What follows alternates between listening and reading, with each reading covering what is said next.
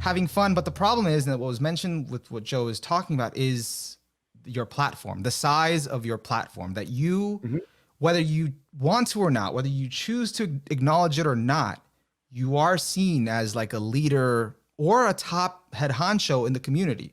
Whether you embrace that mantle, all eyes are still going to be on you. When you do Yeah. something, by virtue of the amount of your subs, it's going to be like, boom, what's the big guy? What's he doing now? How is he Yeah. representing us? And his big thing was, they do something, and AniTube as a whole, which we'll get to the term later, Yeah.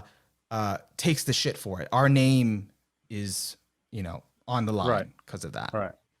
How do you feel about that? Well, I would say that that's I mean, there's a lot to address there, but what I will start with is how what my attitude is towards that, and people may have some problems with like some of the jokes I make and stuff like that, but what I would say about like my humor and my jokes is that I've grown up from like a very I'm obviously British, and we grew up with a very like self-deprecating like humor and background, and a lot of my humor is self-deprecating. And what I will say is, I think my audience, if my core audience at least understands that if I'm saying something, I sometimes I may call something stupid, but I call myself stupid. I call myself trash just as many times, if not more, than I say about other things. They don't. I would like to believe, at least, and you can correct me if I'm wrong, I would like to believe that my audience don't take some of my jokes too seriously. And if they do go a step further beyond where it becomes harmful, then if it's ever brought to my attention, then I would say that I would like to say that no, this is not my intention at all. My intention is just to create a kind of like a fun atmosphere with my videos. My end goal with my content is to be entertaining. And my big problem when it comes to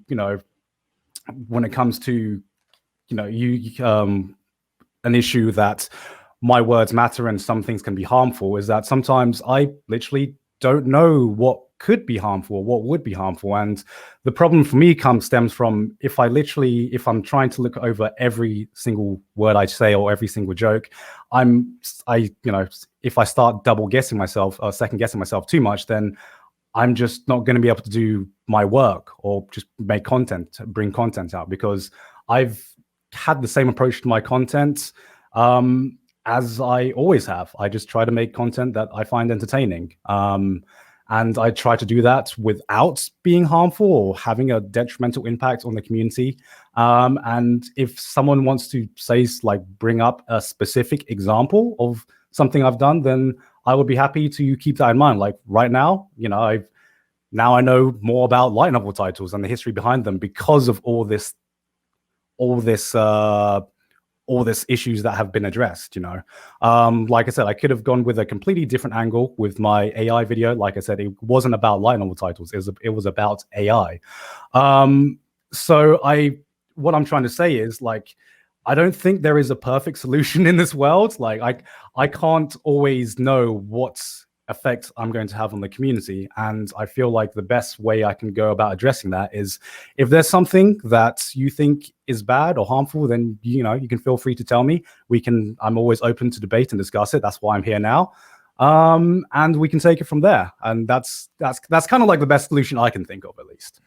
Yeah, I totally identify with that too, because I have a super self-deprecating sense of humor too. I always, I kind of view it as like, I don't have a problem taking the piss out of myself, so I don't have a problem taking the piss out of other things. Like, it's kind of open season if we're all on the same playing field. So, yeah. I mean, I totally get that. And I'm, always like, I'll call myself stupid too, and I'll call other things stupid. So I totally get that. And I think it's interesting and kind of like a really tough line, because I think you could be right for like 99% of the time. You're probably like a harmless joke and no one knows. But then it's like, yeah. What if you get like one person who's offended by it?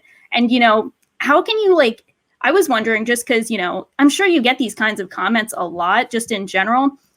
How do you kind of separate the, random Twitter, random YouTube comment from someone like Joe, who's like really well respected in the community? He has like a lot of knowledge about the industry, about the community. Like, how do you separate the two and kind of, have good takeaways? Like, it sounds like you're having from like this whole discussion, this whole, I don't want to say situation because that sounds kind of dramatic, but just this whole discussion. Yeah. I mean, yeah, that's how I see it. It's a discussion a lot of the times. And, the problem with the biggest problem I go with isn't with the criticism itself. It's that I just get so much of it that sometimes a lot of it just goes over my head and I just don't end up seeing it, like with the thread or whatever originally. So it's more of, you read enough criticism and some of them is irrelevant. Some of them, like with an audience my size, I know I can't please anyone. Not anyone. I'm sorry. God, I know I can't please everyone, and that's just what I have to accept about myself. When it comes down to constructive criticism, I can choose which arguments make sense and which ones like, okay, I can see your point. And which ones are just like, okay, this wasn't the point I was going for. I think you just completely misconstrued my content or the message I was trying to say, and maybe you don't understand me as a person. So, I understand where you're coming from, but I will choose to respectfully disagree. And it comes down to how I would basically treat any criticism, no matter how big my size. Like I said, the biggest problem right now is when you're a small creator, you can go through every constructive criticism you get. You can go through every comment and you can read them and you can be like, okay, this guy's making sense. I can improve my content by X, Y, Z. My problem is I get thousands of comments, thousands of different criticisms, and then I don't have enough time of the day to read everything that someone says about my work or my videos. And some people are like commenting on videos I made 3, 4, 5 years ago. My content's like far different from when it was back then. So I really have to, it's the same kind of approach, but I really have to, pick and choose who and what I listen to. And that basically goes off of what I'm trying to achieve in my own content, what I'm trying to achieve in the future, and what kind of content creator I want to be. And that's basically it.